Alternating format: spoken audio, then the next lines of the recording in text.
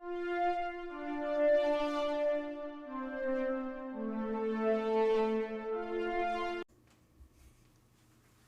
are happy to announce that this episode of the SWW show is partially brought to you by Humble Bundle.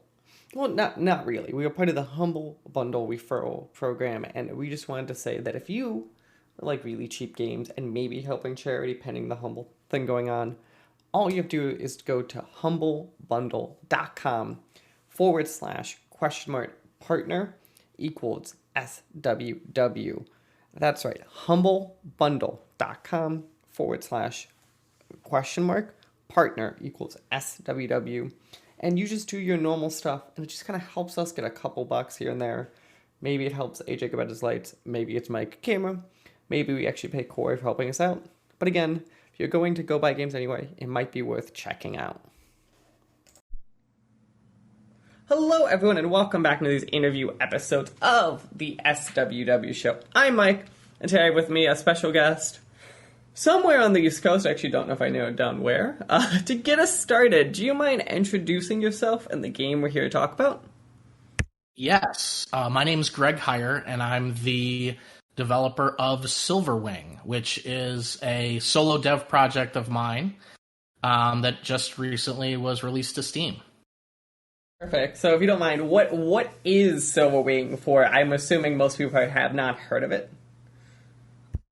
Yes, it would be great if everybody in the world had heard of it, but probably not everyone. So Silverwing is an action flight game. I hesitate to describe it as a flight simulator because it's much more of a throwback to the kind of the old arcade style third-person flying games. So if you think of Descent, Fury 3, those types of games, that's kind of what it was modeled after, with a kind of an update on the graphics side and some modern gameplay elements. So was that just like a genre you grew up with and really liked, or like what? Like to you, why did you kind of like want to tackle this? Because it seems like a very heavy like solo development type project. Yeah, it's funny. This is my first game that I've done that, kind of decided I wanted to go all the way through with it. And probably Flight Simulator, for those devs out there, I don't recommend that as the first game that you choose. There's all kinds of 3D mechanics and trigonometry and stuff that I had to put in the game. So it probably wasn't the smartest choice from a indie dev first game go at, but just as you mentioned, I grew up with these games, and I really enjoyed the, getting on a flight stick and actually flying around in a ship. So once I was able to kind of do some of that in testing, I was like, man, I really want to build a game that uses these mechanics. So obviously, I would say it seems like as you're making it, the 3D math apparently didn't scare you quite enough.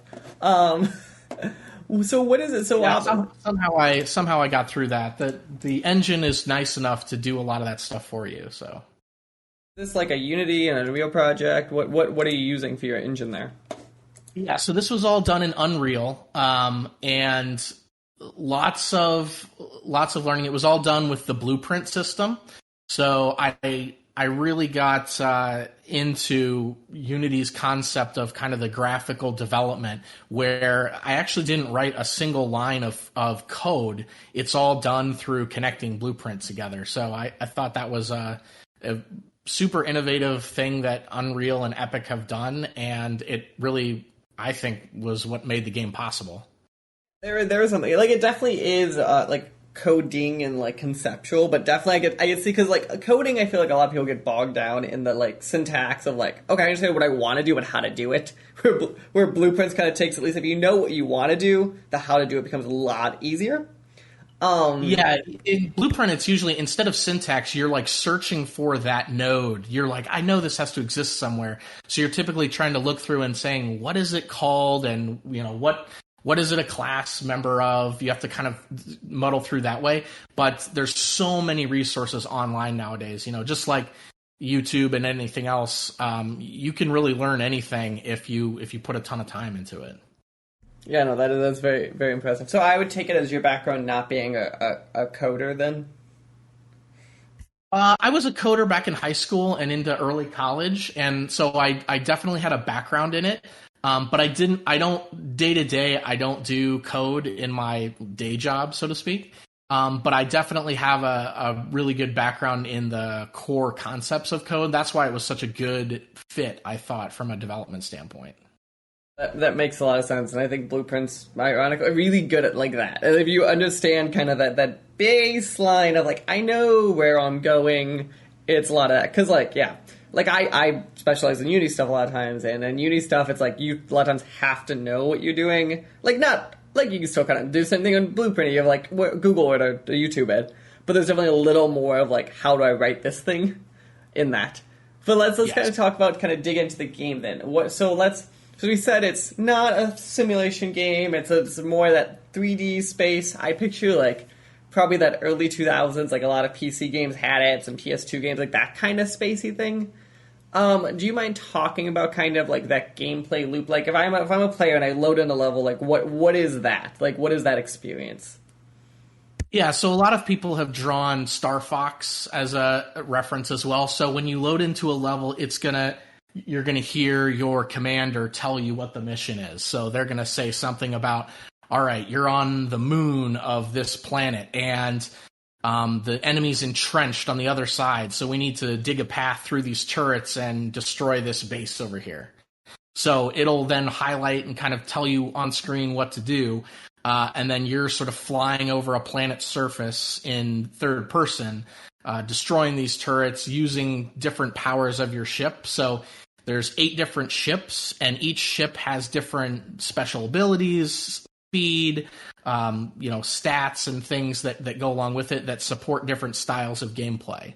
So if you're somebody that wants to, hey, I really want to just get the biggest ship possible and blast my way through everything, that is an option. And if you're someone who says, well, I like to maybe have a stealth ship that I can fly around and, dodge in and out of lasers and such, I support that as well. So it was the idea being that, hopefully even playing the same mission, if you're doing it in different ships, it's a very different experience.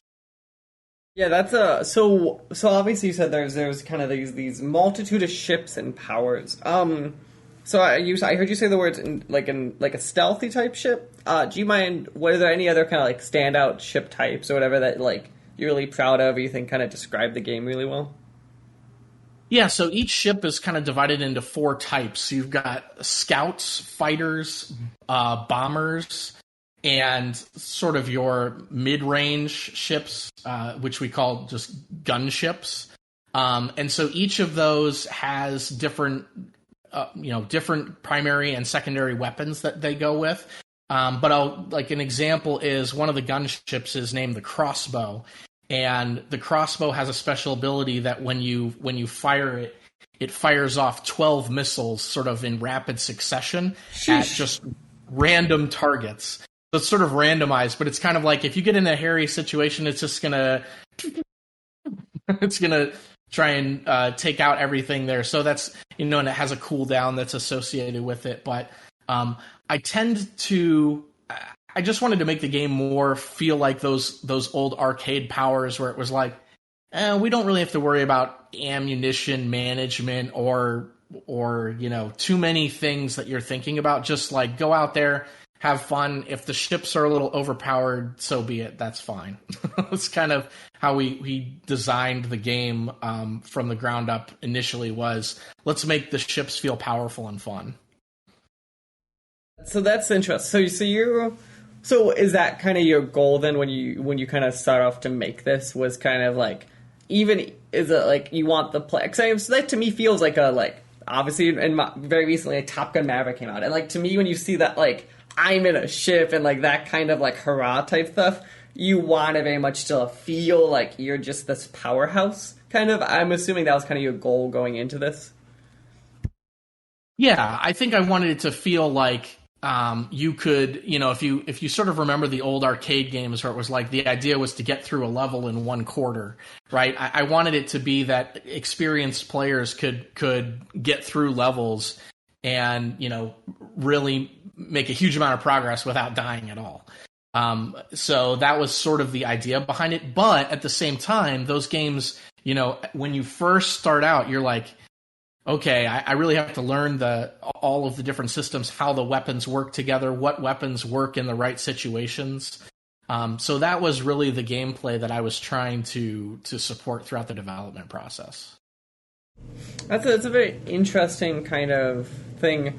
I'm kind of curious, did you kind of throughout this process, as we said, because the game's already out, so throughout this process, did you ever have it where, like, there was definitely those moments when you were testing or internally playing it where you're like, I just don't feel strong enough, or did you have the inverse, you almost felt like too strong kind of throughout the process?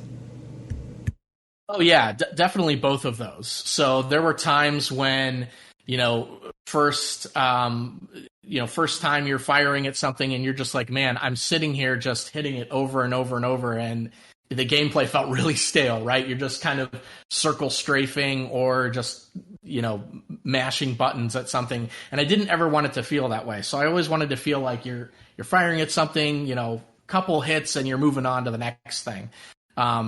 So there was definitely a lot of tweaking around that. And that was definitely, I was surprised at how much of the time spent in development was around the testing process, right? Like you can get to, with modern engines, you can get to these really amazing looking screenshots and, cool looking ships and all that stuff. You can get there pretty quickly. What takes more time is actually a balanced gameplay loop that feels like, oh, okay, this is fun, and I have to employ tactics and strategy to actually win. That takes a lot more time maybe than I was ready for, because it's really easy to make bad loops, right? It's really easy to make something that feels way too powerful or is like way too underpowered. You're like, okay, this game just isn't, it doesn't feel fun. It doesn't feel like anything I do matters. So I really wanted to make it like what you are doing in the ship and the controls that you're inputting really, really mattered. So as you're saying that, an interesting problem kind of into my head, right? So we talk about, like, we said you want to feel like you matter, but you want to feel powerful. How did you kind of keep that tension line kind of going? Because if you're too powerful, as you talked about, it won't matter, right? You're like, I don't really care. I mean, I'm God. I'm Superman. And I'm whatever. But like, you want that like nice sweet spot of like, I'm strong, but like I have to still be thinking. I have to actively kind of really be thinking about it. Like, did you kind of find that balance from like having a multitude of things to keep track of? Was it just you just kind of had to keep thinking of the enemy totals? Like, how did you what was it like your thought and philosophy of kind of keeping that sweet spot so the players weren't too bored kind of? Yeah, that's a great question. I think a lot of it came through level design. So if you think about, let's say you're coming out of a canyon and there's one turret in front of you. Well, that's a pretty easy, you just shoot at the turret and blow it up.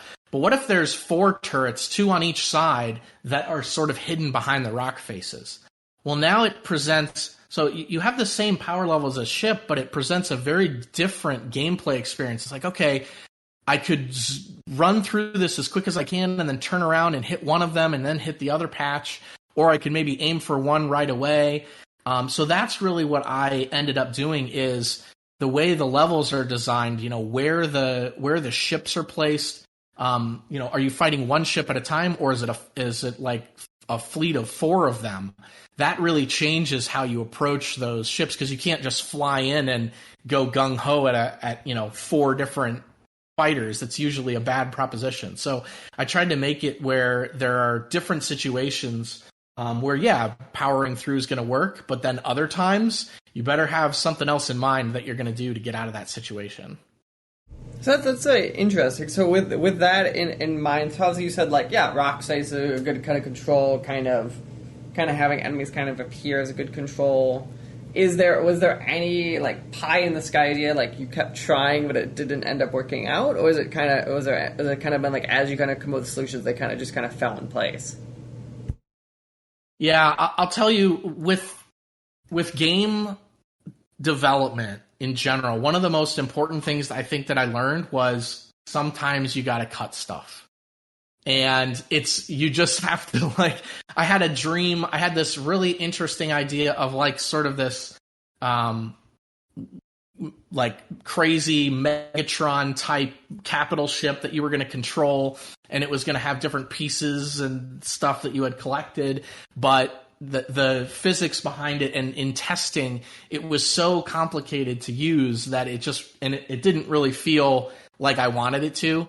So maybe that comes up in a different patch or something that we do, but it was like, this is outside the core game loop, and it was only going to be used for a single mission. It's something we probably have to cut.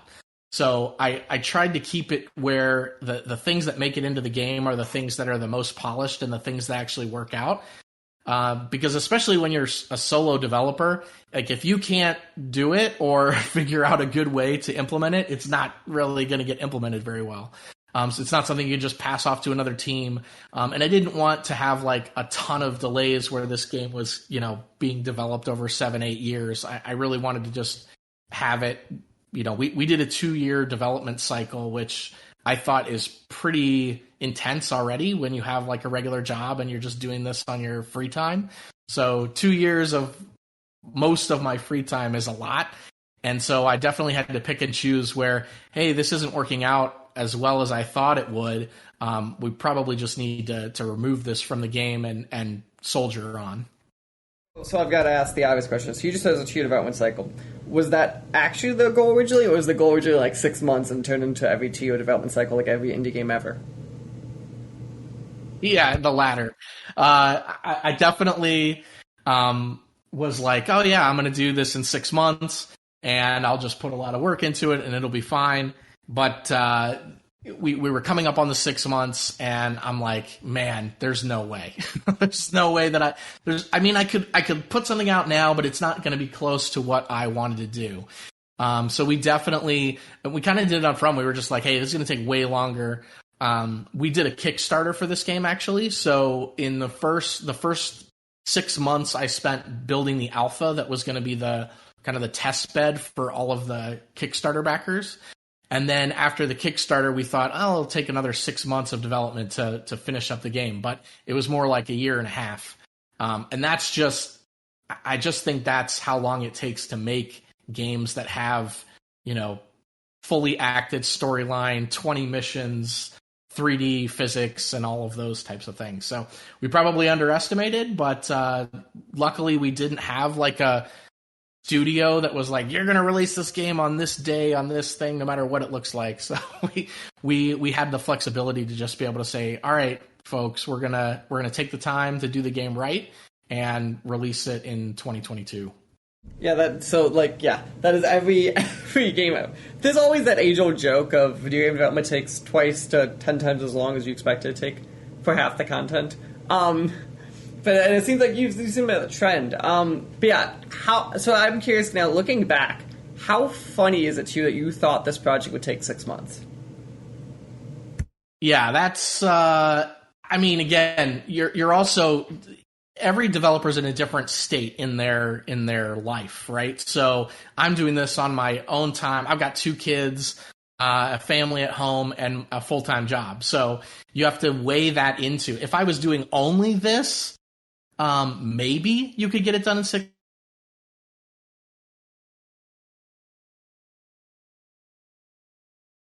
The same thing for 12 hours a day, and that's all you do. You're maybe not as efficient as you would be actually stepping back from it. There were times where I stepped back from this for weeks at a time and just said, hey, I need a little bit of a break. I finished some system or whatever I was working on. I need to just chill from it for a bit, because there's a mental factor to this, like running a marathon. It's really a mental thing at the end where, you have to convince yourself that you can get it done, but sometimes you got to take a step back and just say, all right, I'll get back to this, but I need a break from it. And the 6 months is such a crunch to be able to do that. I just don't see how you can make.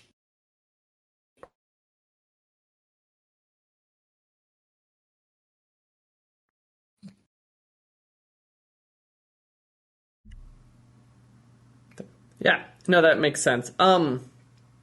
So I'm kind of curious now that we've been talking, right? It's your game has been out now for what, roughly 2 weeks? Yeah, about that. With that kind of, so obviously the game's out.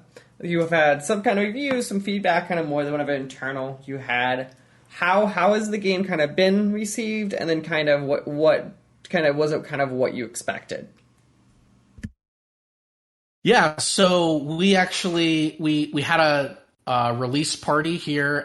We're in Ohio, so we had a release party here in Ohio for the game, and had a bunch of people out in person, which was awesome. Like that was a great way to sort of get some feedback from people who were actually like we sat down and had people play the game and give them, I could hear real time feedback from them about how it felt to play it, what it was like.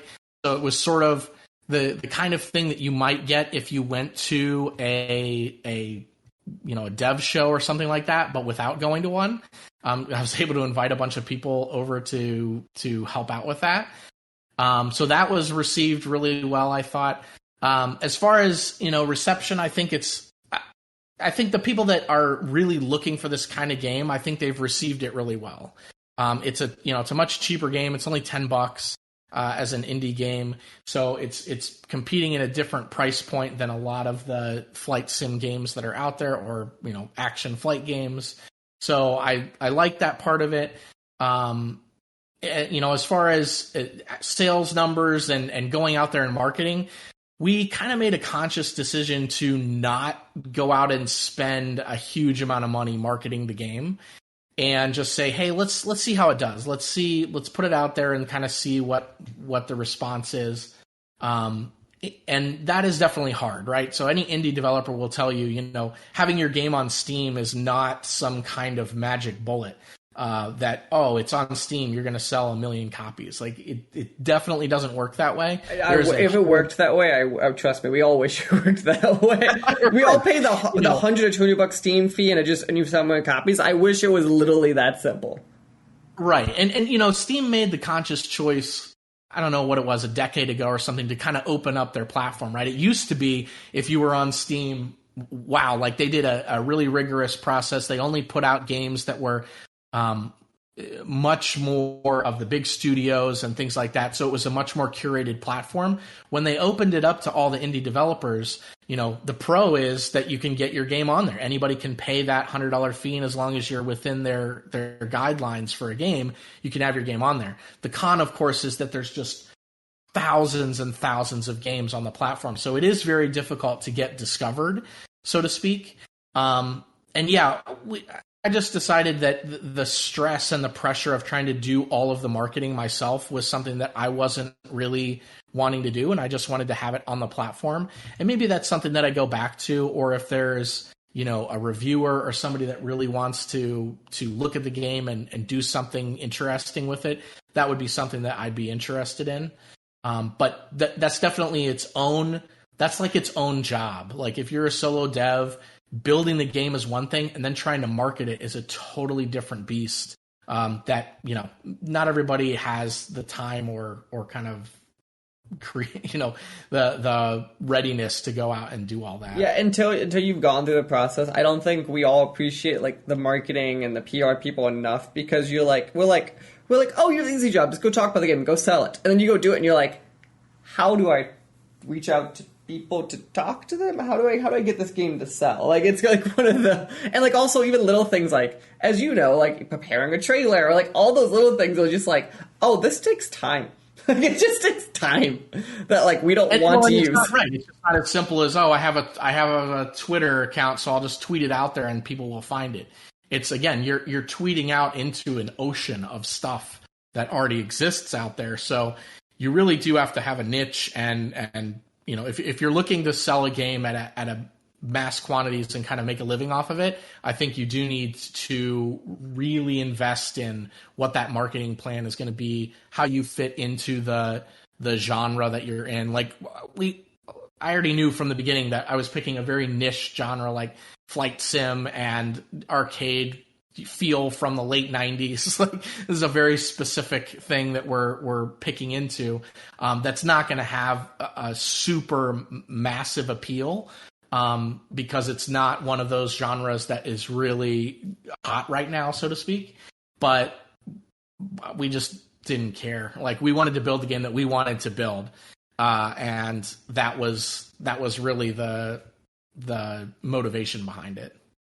Yeah, no, that makes total sense. So I want to ask then, do you have currently, and I know this could always change because it's game development, any future plans for the project? Or are you currently starting to prototype your next thing? Like, what is the next thing for Synthetic Vector Studios? Yeah, I do have something in mind that I want to work on next, but I kind of consciously told myself, like, don't get too far ahead of yourself. Like, let this one kind of sit and simmer and see what it's like to release a game, to listen to the reviews, to kind of go through that process.